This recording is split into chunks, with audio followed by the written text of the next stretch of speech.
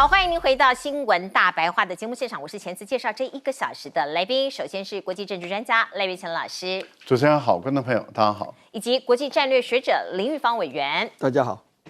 前空军副司令张延廷将军，主持人好，大家好。好，观众朋友，我们赶紧来关心川普2.0来了。今天他宣誓就任美国的第47任总统。另外呢，晚上他出席了所谓的这个就职 party 哦，他非常开心。我们请导播让我们看看川普在这场 party 里面呢，边切蛋糕边热舞。还问了这个驻韩的美军说：“哎，金正恩好吗？”哦，他真的是志得意满。你看他手足舞蹈的拿着这个切蛋糕的刀子，可是一边还是不忘在那边扭动他的身躯哦。这个所有的喜悦都写在他的脸上。川普很开心呐，他终于又回到了白宫。我们看到《时代》杂志的最新一期报道的封面就是他哦。你看到呢，他一方面呢板起脸孔，然后很用力的把桌子上面所有的档案文件通通把它甩到旁边。那另外我们看到一个小标题 ，He's back。他回来了哦，川普回来了，会做什么事情呢？我们看到他上任首日，第一个就撤销了拜登78道行政命令，他命令公务员要重回办公室，因为过去在 COVID 的这个期间，很多人都在家里面办公。那现在呢，他说了，全部所有的政府公务员都要重返办公室工作。另外呢，撙节一些浪费的一些东西，可能也是他的目的。而另外呢，川普还宣布美国退出世界卫生组织 WHO 我们看到，包括在 COVID 期间，其实呢，川普就已经讲过了，他指控世卫在COVID 疫情起源上协助中国误导全球，所以他立刻兑现他的承诺，我就退出，我就退群。可是未来呢？未来这个领导全世界卫生的这一个组织，如果没有了美国，是不是由中国来当老大？那中国想不想当老大？另外，在欧洲很多国家也在里面呢，他们会怎么想呢？还有呢，川普一直不相信全球暖化，所以他也立刻退出了巴黎气候协定。其实他在第一任就这么干了。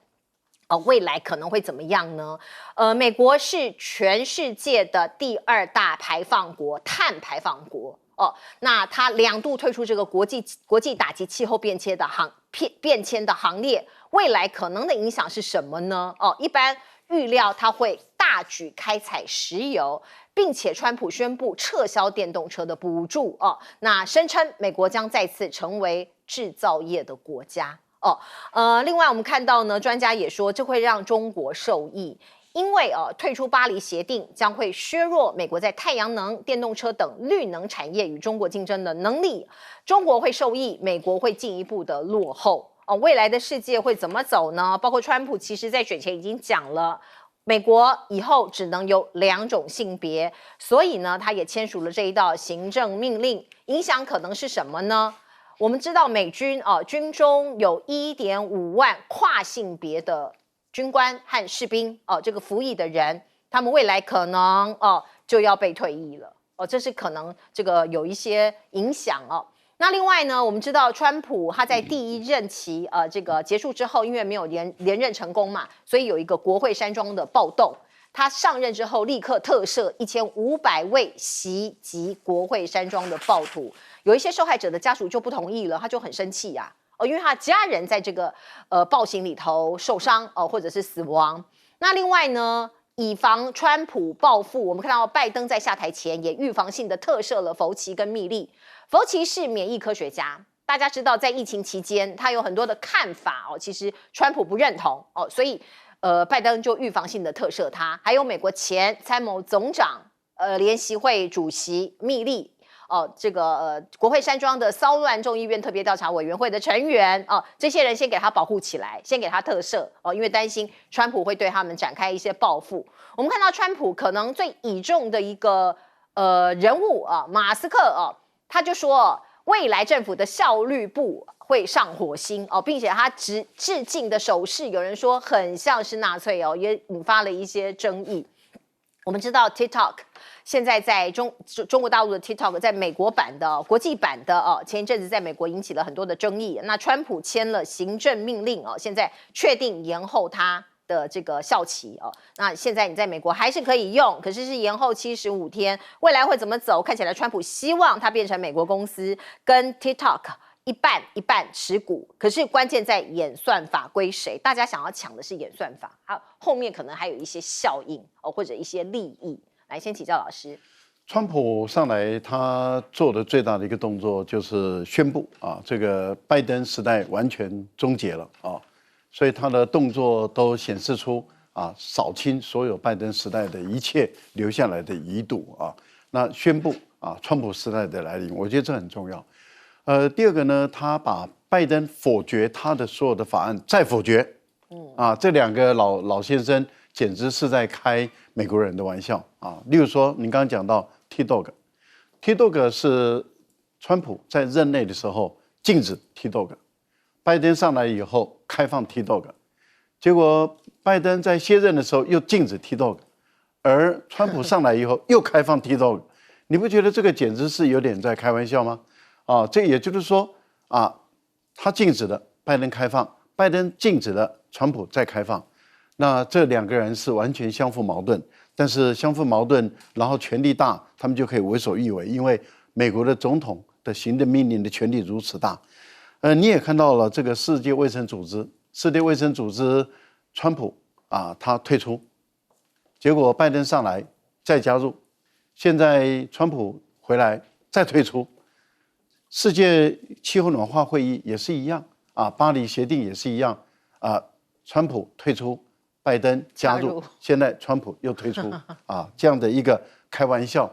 然后拜登在任内最后几天签署一个重大的协议，就是美国周边的海域不准挖，也就是不准去钻勘石油天然气。川普一上来，你拜登在我任内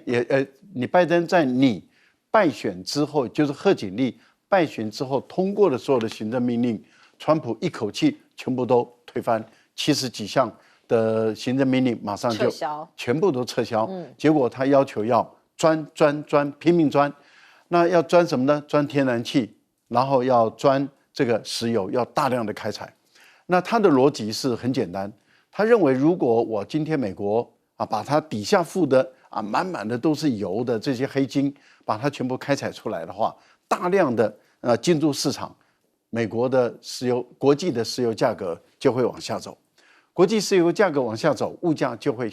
往下走，这个是解决物价的一个最好的办法，也就是降低能源的价格。所以当它的能源供应量越来越多的时候，你 OPEC Plus 他们本身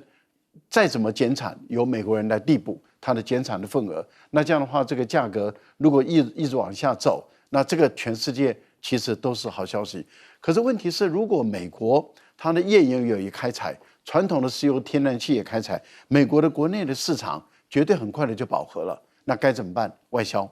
外销谁是最大的买家？我估计中国大陆是未来潜在最大的买家，那这个就有双方合作谈判的空间就会出现了。所以我们看到，对于川普来说的话，他完全的几乎是否决了拜登时代的所有的拜登不准做了，川普都可以做；拜登可以做了，川普几乎都不做的这样的一个情形。另外，我个人认为，所谓的川普说他要上火星，要把太空人跟星条旗插上火星，我估计拜登4年内做不到，绝对做不到。因为4年内能不能把美国的太空人送上月球，我们都觉得可能做不到。4年内把太空人送上月球都做不到，那更不用讲火星了。为什么？以目前的技术，我们从地球把人送到火星需要203天。那这203天这么漫长的这个岁月在太空飞行，这么狭小的太空舱，你要在那个地方生活203天，你的后勤补给和太空人的心理状态，我个人认为这个是梦想，梦想很美，但是实现很困难。那为什么马斯克开心到不行？因为马斯克就可以拿到很大的政府标案。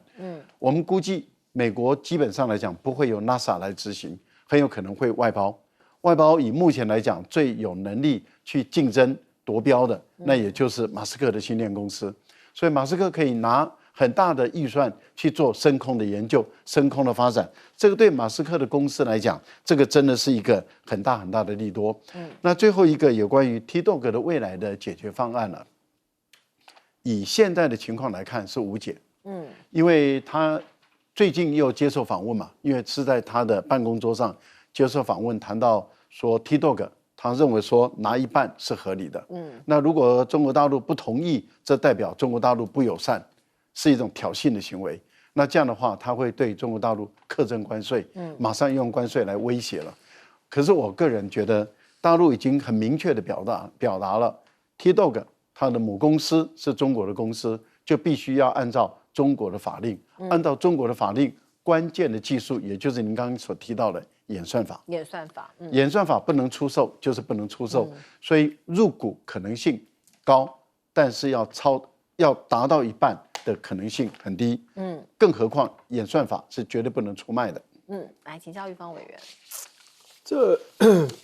这是对美国来讲跟对全世界来讲，这是一个川普上的第2次就任，是一个很大的一个冲击啦。这可以说美国真的走向孤立主义。可是又不是全然的孤立主义，因为孤立主义就把门关起来，外面的世界我不管，他不会的。外面的世界只要对他有利的，他就会积极参与，甚至用兵，大家都在所不惜。所以这个就是只能说是就自私啊，就是美国的利益在先。他 MAGA 就是美国要再一次伟大嘛，那别人沉沦不要紧，但美国要再一次伟大。那有些时候那个利益就只有这么多，你美国全拿那边就无利可图嘛。我觉得比较需要去注意的一个问题就是说，你在巴黎气候这个变迁这个协定，你把它废了以后，这个世界暖化一定会加速这对人类来讲是一个浩劫那你难道都不顾吗？只是为了美国能够多开采一些石油。对不对？然后赚钱天然气，然后你就不管这些，就这样胡乱的开采吗？尤其把电动车给等于是这一刀剪就把美国电动车给送命了。那你没有电动车，那你的空气的污染就会加速吗？还有一个就是说，讲到这个所谓的 TikTok 的问题了我认为川普要把它留下来，要让它活下来，最重要的目的是跟钱有关嘛。川普在眼中就只有钱，只有美国利益嘛，而且这个利益最好跟他有关嘛，对美国好也对他好嘛，是不是？所以前阵传出说，马斯克可能会买这个 TikTok， 我认为不要低估因为马斯克现在跟川普关系这么深，然后选举的时候，这是马斯克替他出了多少钱啊？对，200多亿对不对？所以。马斯克越肥，美国越肥，川普就跟着越肥嘛，就已经这样。他下来以后，生意继续做嘛，跟马斯克的合作会更加的顺利愉快嘛。所以我的感觉，中国大陆大概也不想让 TikTok 死掉了，因为 TikTok 的存在对中国大陆来讲其实很重要，不是只有钱的问题，因为 TikTok 里面还是有一些的讯息，一些的资讯。我觉得中国大陆是希望它存在的，让全世界人去分享的那讲到一个我最没有办法接受，是因为这跟台湾有点一样的就是我们有太阳花占领立法院嘛然后呢，美国就是有这个1600个人这个犯罪，然后这个进入这个美国的这个国会山庄里头嘛。你知道我今天看了一个新闻，其实我是很难过。这里面有个警察，被6个暴徒攻击攻击他的人现在都没有事了，都可以走出监狱，都被特赦，都没有事了。他觉得他被背叛，他用那个字叫 betray， 他觉得他被美国政府背叛，被川普的支持者所背叛。这样，你这一弄的话，你这个国家，你的国会被人家占领，警察被人家打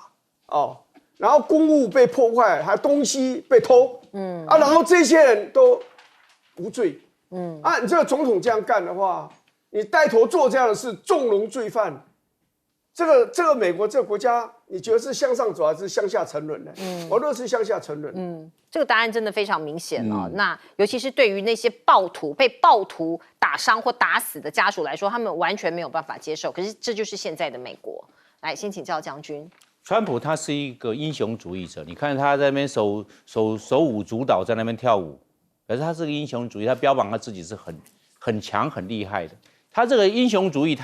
所以川普他在4年的任内，川普2.0就是实施3大主义。第一大主义退群主义，你看他巴黎气候协定也好，要对美国不利的，或者是 WHO 那个世界卫生组织，你对他不利的我就离开。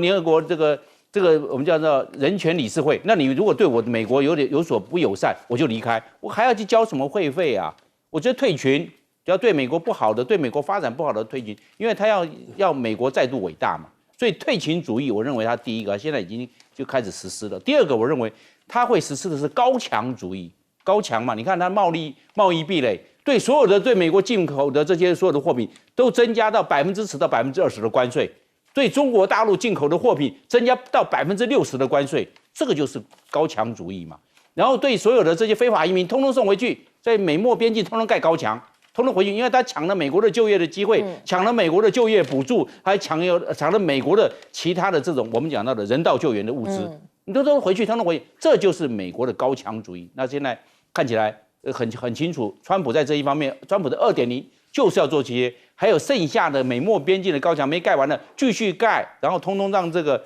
所有的中南美洲的，包含尼加拉瓜、多米尼加、萨尔瓦多，还有洪都拉斯、瓜地马拉这些所有的要经过墨西哥边境进来的，通通阻挡，不要去抢美国就业的机会。这就是要做的是高墙主义。那第三个，我认为美国走的是扩张主义。他为什么要吃加拿大豆腐，避免美国第51州？为什么要把巴拿马运河拿回来？还有要把墨西哥湾改为美国湾，这就是个扩张主义。尤其最重要的，要把格陵兰弄下来。那格陵兰弄下来的话，格陵兰216万平方公里的土地弄进去，那这样的话，美国不是扩张，它就是走扩张主义，让美国再度伟大，就一定要走扩张主义。这扩张主义不得不对俄罗斯妥协，不得不对中国大陆做让步，因为它走扩张。扩张的话，会对会有这些在国际上有影响力的，尤其是中国大陆跟俄罗斯是有这方面有掣肘能力的，那他要不要他走扩张主义，要不要走妥协？他会跟这2个大国做妥协。当然，包含这个联合国这个常任理事国，包含英国跟法国，因为他们毕竟是小咖，所以美国在这一方面就不会太重视他们了。所以我们来看，为了成就川普的英雄主义、他的扩张主义、高墙主义，还有包括了我们所退群主义，这是川普2.0要去做的这3件事情。刚刚将军讲到了川普会实施一个所谓的高墙主义，他对于移民的政策其实非常清楚啊，你非法移民我一个都不要，通通把你送回去。所以我们看到呢，包括移民的政策之外，大家在想说中国这个部分是不是会邀请美国总统来访问北京呢？外交部已经有最新的回应了，这是来自于中国大陆外交部的发言人，他说中方愿同美国新政府一道那推动中美关系在新的起始点上取得更加多的进展这个是最新的消息，看起来两国的元首这个高峰会可能马上就要开始了。而另外讲到边境的问题，我们看到川普呢在就职典礼上面同步宣布将美国南部边境国家要让它变成紧急状态，所有非法移民它都要被停止，这个行为也停止要把这些犯罪的外国人遣返回原本的国家。所以你看到这一幕，这些人都是在墨西哥跟美国的边境等待可以进入美国的。那当川普在这个美国海关跟边境保护局应用程式的 CBP-1 同步在川普宣布的时候就把它关闭了那这些移民有的就哭了，立刻哭了，因为他们原本是透过这个 app 来申请，然后慢慢排慢慢等有一天可以进入美国，可是现在完完全全不可能了，这个庇护申请都已经被撤销了那他们就哭出来了。而另外川普还宣布了说未来你取消身份属地主义，美国的身份属地主义就是你在美国出生，你就是美国人。大家记得吗？很多台湾人跑去美国生小孩，就是希望生出来的小孩是美国人。可是现在川普说我取消这件事情在美国出生不再获得公民权。可是问题来了，美国宪法第14条修正案有写明，任何在美国境内出生的人都是美国公民，所以你川普未来要修宪吗？哦，你已经有一个碰撞了哦。我们再来看看呢。过去加州大火的时候，不是加拿大跟墨西哥跑去派出一大堆的消防员到当地救援吗？还借你水，借你飞机。结果现在川普的关税大刀第一刀砍向谁？砍向加拿大跟墨西哥，不是砍向中国啦。过去有放话说可能第一个是中国，可是现在第一刀是加拿大跟墨西哥。真的是真心换绝情呢。川普就没有在管你盟友的啦，他想怎么干就怎么干。而另外，我们看到彭博社的报道是说，川普不会立刻宣布对中国加征关税，市场现在大松一口气因为如果真的一下子加征中国大陆的关税，那影响可能更大所以川普打算2月1号前对加拿大、墨西哥课征25%的关税，美股。这指数应声下跌这个美股重挫，我们看到美股的这个指期重挫，纳斯达克这个跌了大概将近1%加币跟墨西哥披索大概贬值超过1%。那这一场就职演说里头，全世界真的都在看看川普想要使出什么招。之前新闻报道的都对，都成真讲到。说是墨西哥湾要变成美洲湾，还有这个巴拿马运河也要拿回来都讲出来了。我们看到巴拿马总统就说了，这一条运河不管是现在或是未来，都是我们巴拿马的，没有任何国家可以干涉运河的营运那川普这个瞌睡的这个战争这个加拿大备战这是史上最大的贸易战。现在来了前加拿大的副总理这位女士方慧兰她说我现在要来角逐自由党的党魁我要来竞逐总理大位我才是对抗川普的最佳人选。过去她辞职就是因为那个时候她觉得说她不满意。当时这个总理的一个方针，现在他说我可以来接任这个大位，我可以对抗川普。来，请教老师。川普对非法移民他是完真的他认真严肃的，所以我们可以看到这些滞留在美国的非法移民者，他们的内心的压力很大。前段时间先被有意的暴露出来，说要先从芝加哥扫荡那后来他们就很紧张，说在查这个。泄密者为什么？因为这个一旦泄密，他本来要从芝加哥的黑帮，也就是非法移民中进入黑帮，然后做毒品买卖的毒贩开始先清扫。那这个对芝加哥不会是一件坏事情，但是他用这个来作为指标的时候，那就会使美国的很多的非法移民者很有可能就会被贴上标签，就是说非法移民既然是非法，那本身就是罪犯了，再加上又从事毒枭、毒贩，然后。这个黑社会，然后被端了，这个好像对川普做了一件是大快人心的事情，符合美国人利益的事。那这个被揭露出来了以后，对于这个联邦警察来讲，他们就尤其是移民撒谎非常愤怒。为什么？因为他们就有时间去重新布局，也就是该先彻底的彻底、疏散的疏散。那这样的话，他们在执行上会比较困难。现在我们看，这个移民撒谎，他现在在推这个大量逮捕非法移民的动作的时候，他需要钱。这个钱可能目前按照现有的预算是拨不出来，所以很有可能川普要用他的特别预算来给。然后还有就是人的问题，因为有钱才能够再聘多一点人，才能够调动不同的军队、警方来去执行任务，而且最后还是要动用军队。所以目前来讲，美国的军队也可能会往南部的方向来移动，这个都是在打击非法移民这个部分。那另外一个部分里面，我们留意到的地方是在于哪里呢？巴拿马运河的问题。巴拿马运河，我觉得卢比奥他手上的难题是他要确定这个川普到底是要什么，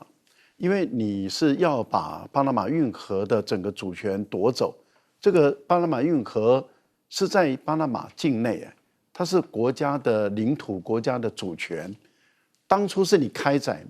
凿没有错，你也赚了不知道多少钱回去了，那你怎么可以说这个你想抢就抢走？这个是侵犯一个国家主权的。那最后你是不是为了要守住你所抢来的这块运河，你是不是还要派部队去而一旦派部队的时候，会不会跟当地的居民不断的爆发冲突？会不会衍生出游击战攻打这个美国的军营的这样的一个情况？这个未来要解决的。如果不是的话，那你只想要有营运权、经营权。那现在经营权不在你美国人手中，不在你美国人的企业手中，你要把人家合法的经营权拿走，你要打司法官司，尤其是打国际司法官司。那最后一个，你是不是只是想说，让你的美国的军舰可以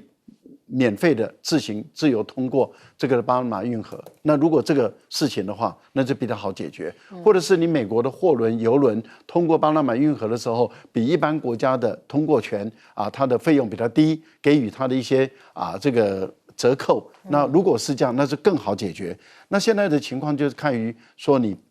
川普、你的卢比欧，你怎么去跟巴拿马的这个总统他们来谈判？我想最终会进入外交谈判来磋商怎么解决巴拿马运河的问题，但是要硬生生的把人家抢走，我个人觉得这个实在是太超过了。最后我们谈到中美之间的关系，川普他在就职前3天，因为大陆一直没有给他回应，说到底派人还是不派人，因为所谓的派韩正派谁都是爆派的。那大陆没有正式给他，川普耐不住了，打了个电话给习近平。那当天中国就宣布韩正代表习近平出席了，所以川普心中的那块石头掉下来了，这第一个。接着川普又释放出第二个讯息，说他希望上任100天之内能够到中国大陆去访问，这个就已经考验了卢比奥了。卢比奥当初因为新疆的议题他被制裁的，对，那他怎么去大陆去？那有没有可能大陆给他任职期间内的豁免，还是他直接先解除新疆的议题之后，他就能够去北京跟王毅来会谈？因为总统要去到访，这个外交部长一定要打前锋，那这怎么去处理？对，那大陆已经回应了川普去北京访问的事情了。回应的方式，第一个元首引领，第二个3原则，相互尊重。新疆的议题其实就在相互尊重里面了。我个人认为，卢比奥可能要先拆掉这个大蛋。来，玉芳委员怎么看？我觉得这个移民其实是个大问题啦。但是这个也是川普当选的很重要的一个因素。我们当时只是觉得说，他为什么讲说海地的这个移民吃什么狗肉？我跟你讲，他讲这种话是因为这个话有市场，有很多人会相信。对，所以移民其实是真的是美国社会一个大问题，而川普支持者是把他们所有的不幸、他们的苦难都相当程度归咎在移民的头上的。我现在你要怎么执行？他们说1000万到1200万人，那你不要讲说你要遣返1000万或1200万，你遣返300万人，你知道那个动作要做多大吗？对，你要搜索，你要逮捕，然后你要把它遣回，这整个过程，我坦白讲，这个社会有没有办法经得起这个冲击，我不知道，因为这有一个问题，很现实的一个问题。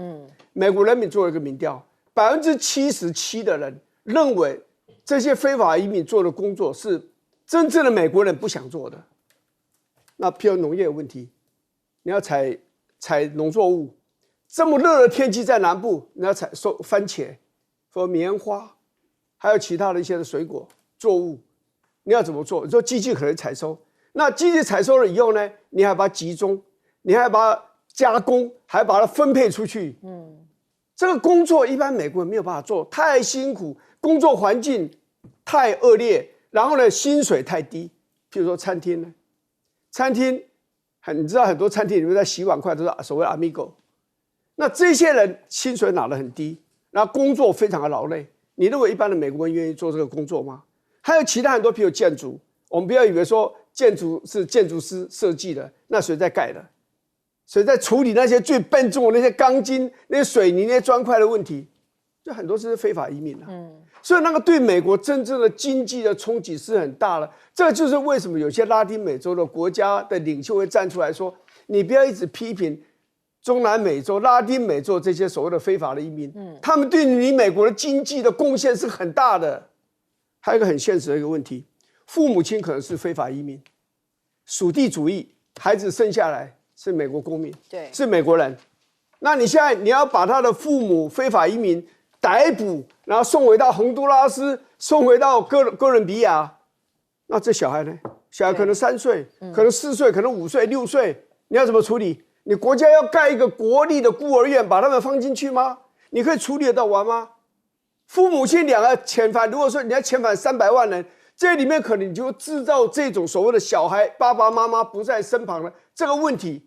你很可能就要处理一个50万的小孩的问题。你有这么多资源，有这么多人手可以来处理这个问题吗？我认为这是个大的问题。第二个，我想讲的所谓的巴拿马用核的事情其实川普是很不应该说了谎啊。他因为巴拿马现在中国大陆的军队在那边驻守，那人家巴拿马总统就说 nonsense， 你根本就胡扯嘛，对不对？那好了，不管怎么样，我认为他现在要的其实是费用的问题。你说巴拿马好歹是个主权国，你说我眼睁睁的看着你派兵去，就把它给占领了。我觉得不至于了，他就是要享受特费，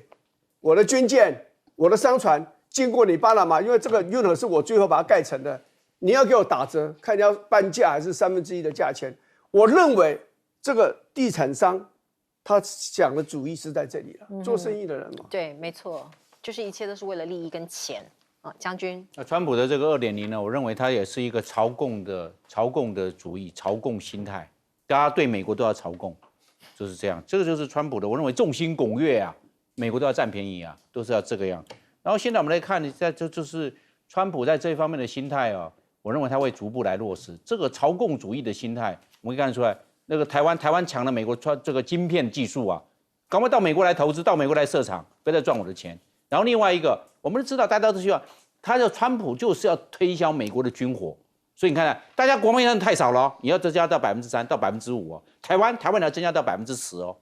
这个就是我们讲过的，就是要买他的军火，很清楚嘛。因为美国的军火的世界占全世界195个国家，每个一个国家占了全世界的40%的军火市场。当然多买一点，那多买一点他就赚钱了。因为军工复合体、军火事业是美国的优势产业，你就来做，就大家多编一些预算。就变成众星拱月，他这个就是川普的这个朝贡的心态。第二个，大家多买一些美国的产品，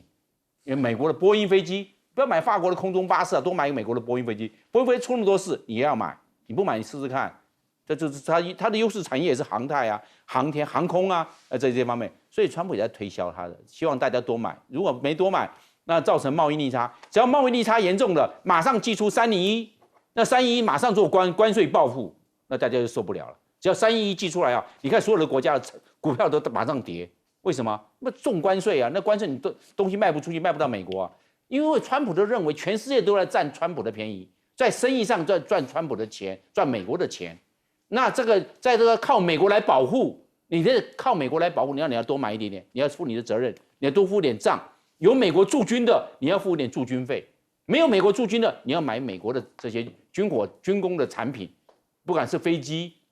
这些飞弹、军舰、大炮、坦克，多买一些，就是这个样啊。那另外一个，他也希望，川普希望世界其他国家多买一些美国的农产品，不管大豆也好、黄豆也好、小麦也好，甚至樱桃，你都来买。还有苹果来买，都要买美国的这些农产品，因为美国毕竟是农业大国嘛，它也是这个农产品的外销国，所以我们可以看川普所走的。就是一个朝贡的心态，朝贡的主义，然后另外一个就是众星拱月，他希望认为川普原始点就是认为全世界都要占美国的便宜，美国现在要一一的把这些好处都收回来。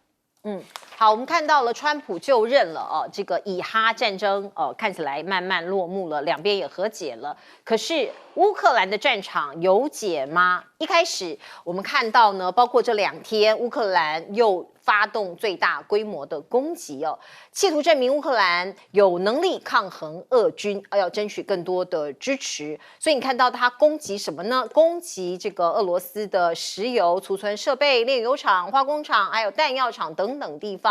我们看到来自乌克兰办公室的消息人士说，接下来的1个礼拜，俄乌冲突会更加更加一步的加剧哦，在川普就职之后100个日子将是冲突最紧张、最危险的日子哦。你看到包括乌军收复库拉霍夫、扎波罗热将大反攻，可是在这个时间点呢，俄罗斯又有收获，又传出来他占领了伊万尼夫卡这个地方，并且接下来要攻击科洛迪亚奇哦，在地图上我们都看到哦，所以两边其实呢，在战争的我们希望它赶快结束，可是两边都还在做一定程度的攻击。我们也可以看到，包括乌克兰派遣了大量的无人机，试图要攻击扎波罗热地区那边的俄国的这些部队跟士兵以及一些军备。那另外我们看到呢，俄罗斯不是很早就发动了所谓的真果树新型的中程高超音速导弹吗？现在乌克兰已经承认了，他们没有办法拦截这一款导弹所以他们希望萨德像这一款的所谓的拦截力的一个防卫的飞弹可以来运到乌克兰。我们看到，包括乌克兰现在呢，正在致力于自主研发防空系统，目标是跟美国制造的爱国者防空系统相媲美。那有可能吗？因为现在在作战嘛，你现在还来得及吗？而另外我们看到呢，川普的2.0跟欧美的关系岌岌可危吗？我们看到欧洲欧盟，那当然之前他们就对川普其实有一些的批评，现在有90%的欧洲企业，尤其是美国的企业，担心双边经济关系会恶化大家都对未来的前景感到一些担忧。那各国领袖，包括我们台湾也派了祝贺团到美国去嘛，可是欧洲的这些领导人其实去这个祝贺川普就职的人非常少我们看到马克宏在法国军队演讲上刻意警告欧洲不能只依靠美国，必须要自立自强。法国的外贸部长也呼吁川普应该回归欧洲已经回归了，欧洲必须要做一点程度的觉醒，并且要大团结。而唯一参与的欧洲的领袖就是意大利的总理梅洛尼。你看到呢，在这场宣誓的就职典礼当中镜头一直拍到这位美丽的总理那他也透过 X 平台贴出2个人的合照，并且发文说，美国跟意大利的友谊将在共同的价值观下继续深化意大利跟美国有共同的价值。而大家关心的晶片战有可能出现转机吗？我们看到一名新加坡的专家他是投资专家，他特别点出来，他说中国有优势中国的企业有优势3个条件，包括它的人才库很多，包括它有资金包括它的市场也够大。所以到时候有可能会追上台积电。可是这个先前的条件是什么呢？就是开发 EUV 的光刻机，如果开发出来的话，美国一定败。那尽管现在看起来没有办法获得这个艾斯摩尔的这个光刻机，不过呢，他说只要有一家中国公司成功开发出这个光刻机的话，那美国对中国的晶片战争就会结束。那其实我们现在也不理解，到底中国在这方面的开发的能力是不是已经有这样的成就了？来，我们请教严庭将军。我认为这个川普2.0要对乌克兰战争他现在采取的策略让子弹飞一下吧，让他看一看，让他飞吧，因为乌克兰不愿意结束战争，双方都不愿意结束战争，那就让子弹继续飞，看一看谁倒霉。结果我认为我说乌克兰倒霉了，因为越打的话，乌克兰打仗当初要对俄罗斯来看只要美国不派兵，乌克兰面对的就是大输跟小输。那个战期越短小输，战争拖越长大输，就是这样子。除非美国派兵，美国只要派兵，整个态势完全扭转，是这样。但是美国不派兵川普会不会派兵？我判断川普不会派兵帮助。那你乌克兰单独面对俄罗斯大军。那现在什么乌克兰它这个又已经研发成功了这个防空飞弹系统，那是缓不济急啊！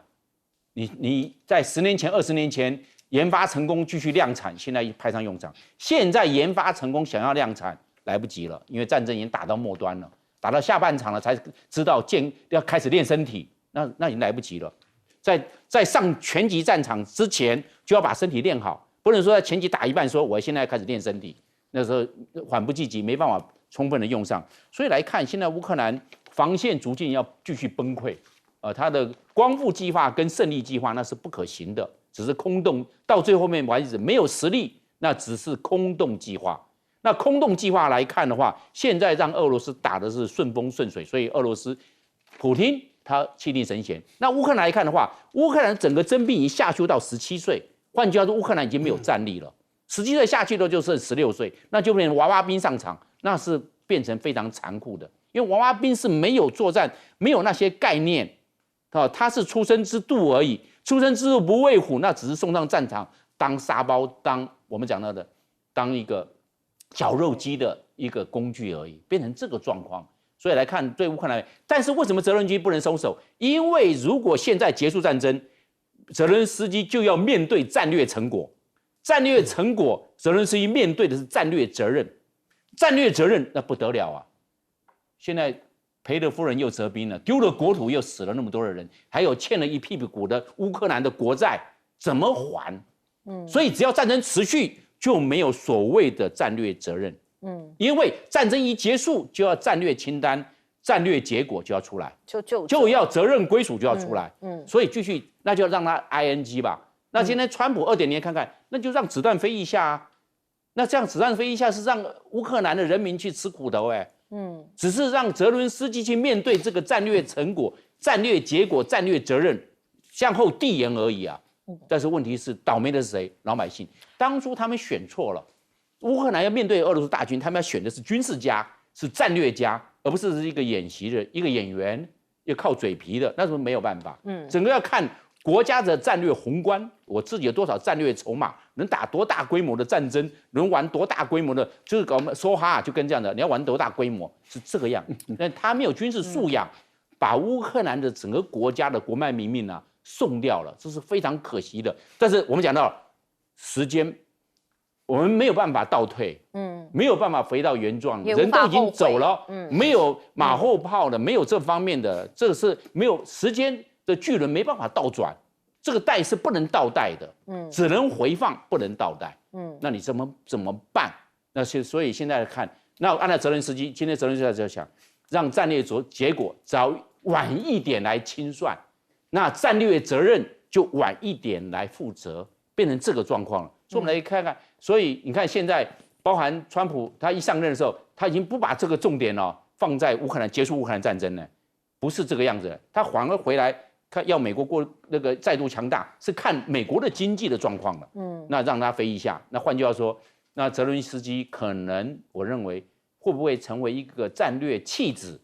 这个泽伦斯基要去考量的。如果变成一个战略弃子的话，那川普说，那我钱也不给你了，拜登给你的钱到此为止，那是拜登的事情。川普上来的时候，江本丘利，除非泽伦斯基会讲说，他能够给美国，他能够给川普多大的好处，但是问题是他们国家现在也没有这么些筹码，能够给美国什么好处啦，除非抵押地皮而已啊。那这样来看的话，整个的战略的态势、战略状况来讲，对乌克兰是不利的。好，我们刚刚收到的最新消息是，习近平跟俄罗斯的总统普京透过视讯有一场对话。至于他们的谈论的内容是什么呢？广告之后马上回来。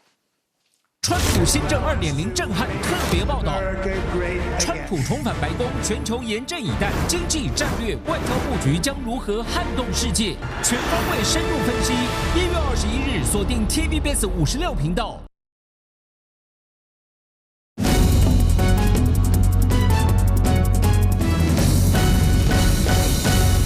好，美国总统川普才刚刚宣布就职，我们立马就看到了习近平跟普京举行了一项视讯会议。这项视讯会议是在人民大会堂，我说的是习近平来跟这个川普两个人坐下来谈了什么，现在不知道。不过我们收到的 CCTV 的报道是两个人谈话的气氛很不错。来，请教老师。特别选在人民大会堂，就代表说这一次的视讯会议是很严肃的档次也很高的因为不然的话，一般在办公室里面通过电话就说交换一下意见，但是会在人民大会堂的话，那就是相关的官员也都在那会提供各种政策，就代表有很多事情是需要双方正式的来谈。那所有的谈话的内容都有留下记录，也有做一些决议目前来说，中俄之间的贸易额已经拉到2400亿美元了，而且还在往上走，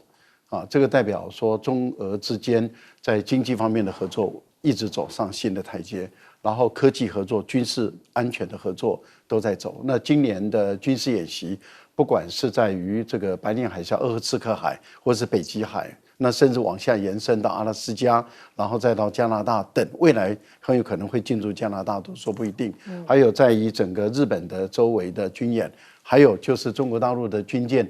在进入到北大西洋到波罗的海，然后到地中海的这些演练，跟俄国之间也有所合作的这些都有可能会有一些大方向的一个安排。我个人认为，普丁很有可能会借由这一次的视讯邀请习近平主席能不能到俄国在5月9号的时候的反法西斯抗战这个战争胜利纪念日80周年，因为80周年是很大的一年所以会有大的阅兵式，会有军事的这个分列式，那是不是邀请他出席？那中国大陆的抗战胜利纪念日就是反日本帝国主义侵略的这个也是80周年。那普丁会不会回访？我觉得这个都是双方会谈的事情。那选择的时间点选在今天，其实是针对于川普的就职，我觉得会有一个牵制作用。另外谈到乌克兰的问题，我觉得对乌克兰来说现在很麻烦了。为什么？因为在卢甘斯克只剩下3个村落，打下来了以后就100%收回了。那也就是说，等于是俄国把整个卢甘斯克完全占领了。那现在就是顿涅茨克的问题。可是您刚刚有告诉我们说，在伊万尼夫斯卡村这个地方被俄罗斯打下来，这个对乌克兰来说是坏消息。为什么？因为接着您看，如果说顿涅茨克开始打，一直打的时候，就要跟扎波罗热要连接，再往南走就是赫尔松。可是这个地方伊万尼这个地方是在于第聂伯河的西部。那过去的战争是在第聂伯河的东部，那一旦串联起来了以后，就会对于聂伯城构成的东西夹击。一旦东西夹击，聂伯城本身基本上是无险可守，它依靠的就是红巾村。所以红巾村一旦打下来的时候，那就往聂伯城的方向再走了。聂伯城如果被打下来，那就是往北推了，往北推会推到哪里？就会推到基辅了。再往南走就是赫尔松，连成一片。我觉得这个对于现在的乌克兰来说，局势真的是很不利所以如果没有更多的军演，没有直接的军力到的话，乌克兰基本上它在整个第聂伯河的东部甚至西部的若干的领土，那么整个丢掉的几率是很高的。好，我们进一下广告。川普新政2.0震撼特别报道，川普重返白宫，全球严阵以待，经济战略外交布局将如何撼动世界？全方位深入分析。1月21日锁定 TVBS 56频道。